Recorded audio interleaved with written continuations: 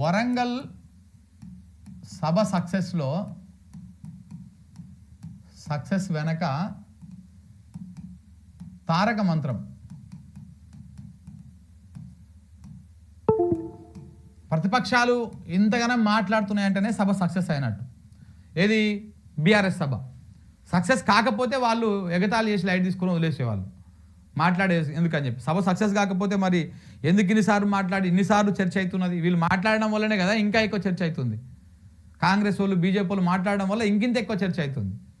So కాబట్టి అసలు నిన్న సభ ఎట్లా జరిగింది, మొన్న ఆ సభకు అంత రావడానికి కారణం ఏంటి, దాని వెనకాల ఉన్నటువంటి వ్యవహారం ఏంటి, ఏ రకంగా సభ ప్రకటించిన కాడ నుంచి మొన్న ముగింపు కార్యక్రమం దాకా దాని వెనకాలన్నటువంటి ఆ వ్యూహం ఏంటి, దీని వెనకాలన్నటువంటి నాయకులు ఎవరు, దీని మీద బాగా చర్చ నడుస్తూ ఉన్నది నిజంగా కూడా. ఎందుకంటే గతంలో ఎన్నడూ ఇంత భిన్నమైనటువంటి సభను చూడలే. అంటే ఇది ఒకవైపు జనము తండోపతండాలుగా తరలి వచ్చిరు, కొన్ని లక్షల మంది జనము సభకు వచ్చిరు, కొన్ని లక్షల మంది జనం బయట రోడ్ల మీద ఉన్నారు.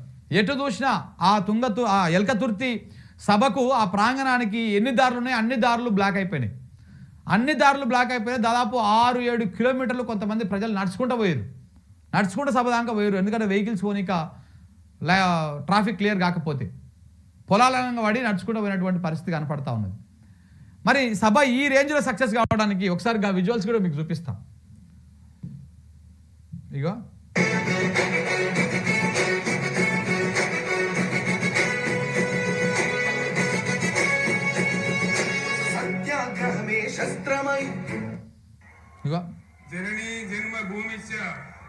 జనము ఈ రేంజ్లో రావడానికి, ఇది సక్సెస్ కావడానికి దీని వెనకాల ఉన్నటువంటి వ్యూహం ఏంటిది, ఒకసారి దీని గురించి మనం చర్చించుకోవాలి. చూడు ఈ రేంజ్లో రావడానికి ఉన్నటువంటి వ్యూహం ఏంటి అంటే కేటీఆర్ ఏ రకమైనటువంటి వ్యూహాన్ని ఫాలో అయ్యిండు,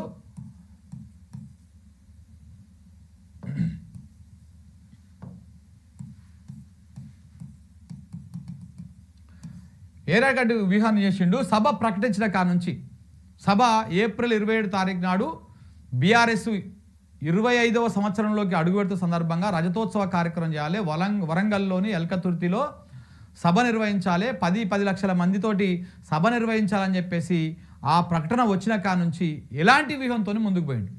ఆయన సోషల్ మీడియాని బలంగా వాడుకున్నాడు.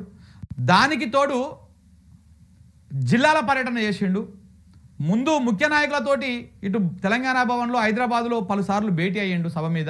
సభకు సంబంధించినటువంటి ఏర్పాట్ల మీద, సభ నిర్వహణ మీద, జనాన్ని తరలింపు మీద, జనంని ఏకీకృతం చేసేదాని మీద అట్లా మీటింగ్లు. దాని తర్వాత జిల్లాలల్లో రోడ్ షోలు పెట్టిండు. ఇది చాలా కీలకంగా నడిచింది.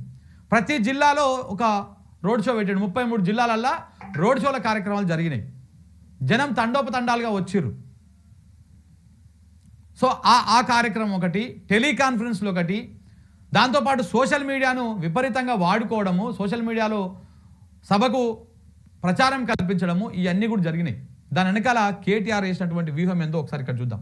ఇగో సభ సక్సెస్ వెనక తారక మంత్రం, బీఆర్ఎస్ రజతోత్సవానికి విశేష స్పందన, ఊహించిన దానికంటే ఎక్కువగా తరలి వచ్చిన జనం, కిక్కిరిసిపోయిన వరంగల్ ఎల్కతుర్తి సభా ప్రాంగణం, అన్నీ తానే చూసుకున్న వర్కింగ్ ప్రెసిడెంట్ కేటీఆర్. సభా ప్రకటన వచ్చిన కా నుంచి ముగింపు దాకా ముఖ్య నాయకులతోటి ప్రత్యేకంగా సమావేశాలు, కేటీఆర్ జిల్లాల పర్యటనతో కార్యకర్తల్లో జోషు, హైదరాబాద్లో పలుమార్లు కీలక నేతల సమావేశం, టెలికాన్ఫరెన్సులు, సోషల్ మీడియాలో పోస్టులతోటి హైప్ తెచ్చిర్రు.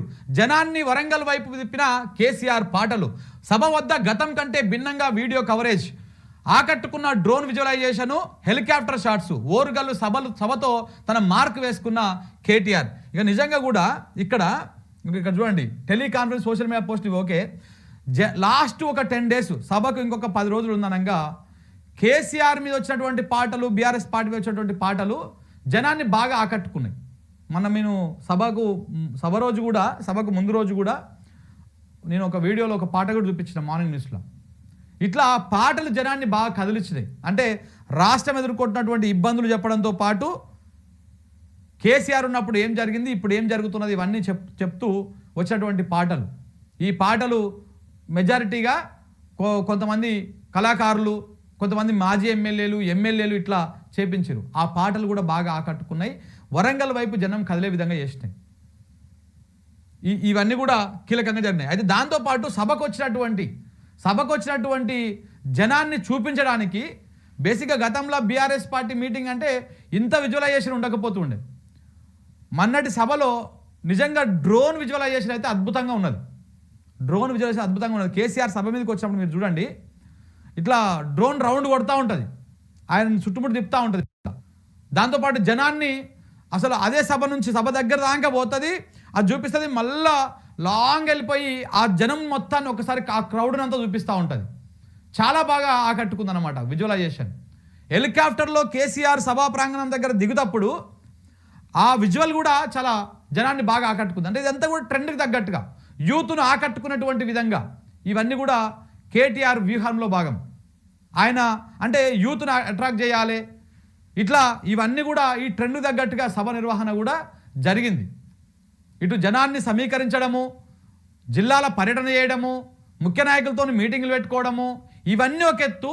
సభకు వచ్చినటువంటి జనాన్ని అది చూపించేటువంటి విధానము, ఇప్పుడు అక్కడ ఫోన్లలో టార్చ్ లైట్లు వేసేసి ఇట్లా అనడము, ఇవన్నీ కూడా ఒక ఆకట్టుకున్నాయి అందరినీ. అటు టీవీలలో చూసేటువంటి వాళ్ళకి కానీ, సోషల్ మీడియా చూసేటువంటి వాళ్ళకి కానీ ఆకట్టుకునేటువంటి విధంగా, ఆకర్షించేటువంటి విధంగా చేసిరు. జనం నుంచి వచ్చేటువంటి స్పందన, కేసీఆర్ మాట్లాడుతూ ఉంటే ఆ వచ్చినటువంటి స్పందన, మీకు ఇది వచ్చిందా అంటే రాలేదు, పంపుదామంటే పంపుదాం, ఇట్లా జనం నుంచి స్పందన వచ్చింది చూసినావా, ఇవన్నీ కూడా చాలా పకడ్బందీగా జరిగినటువంటి వ్యవహారం మనం చూసినాం. ఇగో మొత్తము 1213 ఎకరాలు, 154 ఎకరాల సభా ప్రాంగణం, ఎటు చూసినా జనమే, ఇసుకేస్తే రాలనంతా, కనుచూపు మేర జన ప్రభంజనం. సభ బయట ఏ దిక్కు చూసినా చీమల దండులా బారులు తీరిన వాహనాలు, కిలోమీటర్ల మేర ఫుల్ ట్రాఫిక్ జామ్, ఊరు వాడ పల్లె పట్నం తేడా లేకుండా కదిలొచ్చిన వైనం. పాదయాత్రలు, సైకిల్ యాత్రలు, బస్సులు, కార్లతో పాటు బండెనక బండి కట్టి, గులాబీ బండ్లు కట్టి వరంగల్ తోవబడిన సందర్భం అది. ఫైనల్గా అనుకున్న దానికి మించి బీఆర్ఎస్ రజతోత్సవ సభ గ్రాండ్ సక్సెస్ అయిందన్నది జనమే చెప్పేటువంటి మాట. అయితే ఈ సక్సెస్ వెనక ఉన్న తారక మంత్రం ఏంటి? ఆ పార్టీ వర్కింగ్ ప్రెసిడెంట్గా కేటీఆర్ వేసిన వ్యూహాలేంటి? సభ అనౌన్స్మెంట్ కానుంచి ముగింపు కార్యక్రమం దాకా ఎలాంటి కార్యక్రమాలు చేశారు? తారక రాముడి వ్యూహం, సోషల్ మీడియా పద్మ వ్యూహంతో ప్రభుత్వ కుట్రలను ఏ రకంగా ఛేదించిర్రు? ఇక్కడ మనం మాట్లాడుకోవాలి. ప్రభుత్వ కుట్రలు ఎట్లా చేసిరు? బీజేపీ వాళ్ళేమో అక్కడ ఉగ్రదాడి జరిగితే ఈ టైంలో సభ అవసరమా అని చెప్పేసి కొంత బీజేపీ స్టార్ట్ చేసింది. బీజేపీ స్టార్ట్ చేయగానే వెంటనే కాంగ్రెస్ కూడా, ప్రభుత్వం కూడా ఈ టైంలో సభ అవసరమా, ఈ ఇంత సెన్సిటివ్ టైంలో అని చెప్పేసి ఇక్కడ స్టార్ట్ చేసిర్రు. దాంతోపాటు రకరకాలుగా సభ జరిగే కంటే ముందే ఆ ఎన్డీఎస్ఏ రిపోర్ట్ రావడము, కాళేశ్వరం మీద డిస్టర్బ్ చేసే కార్యక్రమాలు చేయడము, దాంతోపాటు ఏసీబీ దాడులు అని చెప్పేసి పురిగొల్పేటువంటి కార్యక్రమాలు చేయడము, ఇట్లాంటివన్నీ కూడా జరిగినాయి. ఇవన్నీ కూడా సోషల్ మీడియా వేదికగానే ఆయన తిప్పికొట్టిండు. మెయిన్ స్ట్రీమ్ మీడియాకి ఇంటర్వ్యూలు ఇచ్చినా, ఇంకెన్ని చేసినా ఫైనల్గా బీఆర్ఎస్ పార్టీని నిలబెట్టింది, మన సభను సక్సెస్ చేసింది మాత్రం సోషల్ మీడియాని. మెయిన్ స్ట్రీమ్ మీడియాకు ఎన్ని ఇంటర్వ్యూలు ఇచ్చి ఎంత చేసినా కానీ సోషల్ మీడియానే మన సభని సక్సెస్ చేసింది. సభని ఆ విషయాలను ప్రజలకు చేరవేసింది, ప్రజలకు దగ్గరగా చేసింది మాత్రం అదే. మెయిన్ స్ట్రీమ్ మీడియాలు మెజారిటీగా శాటిలైట్ ఛానళ్ళు లైవ్ స్ట్రీమ్లు తక్కువ ఇచ్చినాయి, ఏదో ఈవెంట్లు పెట్టి వదిలేసినాయి. పెట్టిన కాడికి చూసిరు బాగానే, కానీ పెట్టి వదిలేసినాయి. అసలు శాటిలైట్లో వచ్చే దాంట్లో ఆ కీలక టైంలో చాలా వరకు కట్ చేసేరు. ఇక దాంతోపాటు విమర్శలను ఎలా తిప్పికొట్టిర్రు, సభకు అంత హైప్ రావడానికి ఏం చేసిర్రు, బీఆర్ఎస్ రజతోత్సవ సభ సక్సెస్ వెనకున్న ఆ తారక మంత్రం ఏంది అనేది ఒక స్పెషల్ స్టోరీ. ఈయన ఏ రకంగా ప్రయత్నం చేసిండు, ఎట్టెట్లా చేసిండు అనేది నిజంగా మీరు చూడండి. ఒకసారి ఒక నెల వెనకకు పోయి చూస్తే మొత్తము ఆ వ్యవహారం అంతా కనపడతా ఉంటుంది. చాలా చోట్ల ఏడ మీటింగ్లు పెట్టినా కానీ రజతోత్సవానికి జనం తరలి రావాలి, మన సమస్యలు మన గోడు వినిపించుకోవడానికి అదొక కథ. తెలంగాణ జనం బలమేందో, బీఆర్ఎస్ బలమేందో చూపించాలని చెప్పేసి చాలా ప్రయత్నాలు చేసి ఆ విధంగా సభను సక్సెస్ చేసిరు.